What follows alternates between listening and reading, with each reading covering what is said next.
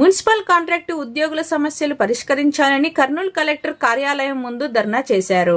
Time scale ఉద్యోగులుగా ఎన్నో సంవత్సరాల నుంచి పనిచేస్తున్న తమను రెగ్యులర్ చేయడం లేదని వారు ఆవేదన వ్యక్తం చేశారు.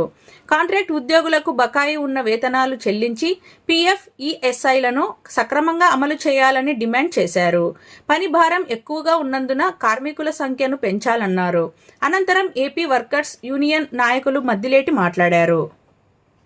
కాంగ్రెస్ ఈరోజు AP municipal workers union AITC అనుబంధ సంఘం ఈరోజు రాష్ట్ర వ్యాప్తంగా పెండింగ్ లో ఉన్నటువంటి మున్సిపల్ రంగంలో పనిచేస్తున్న కార్మికుల సమస్యలపై ధర్నాలకు పిలుపునివ్వడం జరిగింది. ఈ ధర్నాలో పిలుపులో భాగంగా ఈరోజు కలెక్టరేట్ ముందర మేము ధర్నా కార్యక్రమం చేయడం జరిగింది. కాంగ్రెస్ ప్రాణాలకు తెగించి కరోనా సమయంలో మరి వాళ్ళ ప్రాణాలను బలంగా పెట్టి పారిశుద్ధ పనులు చేసినటువంటి కార్మికులను అన్యాయంగా విధుల నుంచి తొలగించడం జరిగింది.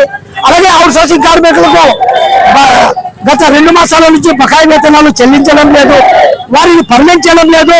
ఈ రోజు యూనియన్ గా వాళ్ళకి కనీస వేతనం 20 పెంచి ఇవ్వాలని, అలాగే ఈఎస్ఐ, పిఎఫ్ సక్రమంగా అమలు చేయాలనేది, అలాగే టైమ్ స్కేల్ కార్మికులను పర్మనెంట్ చేయాలని, పర్మనెంట్ కార్మికులకు సంబంధించి పెండింగ్ ఉన్న డిఏలను అలాగే డిఏ బకాయిలను 12వ పిఆర్సీ కమిషన్ ఏర్పాటు చేయాలని, అలాగే 3 సంవత్సరాలుగా పెండింగ్ ఉన్నటువంటి సరెండర్ డబ్బులను ఇవ్వాలని, అలాగే కుటుంబాలను పెంచి ఇవ్వాలని, యూనిఫామ్లను ఇవ్వాలని, ఉద్యోగ భద్రత కల్పించాలని తదితర డిమాండ్లపై ఈరోజు ఏపీ మున్సిపల్ వర్కర్స్ యూనియన్ గా ఈ కార్యక్రమం ధర్నా కార్యక్రమం చేపట్టడం జరిగింది.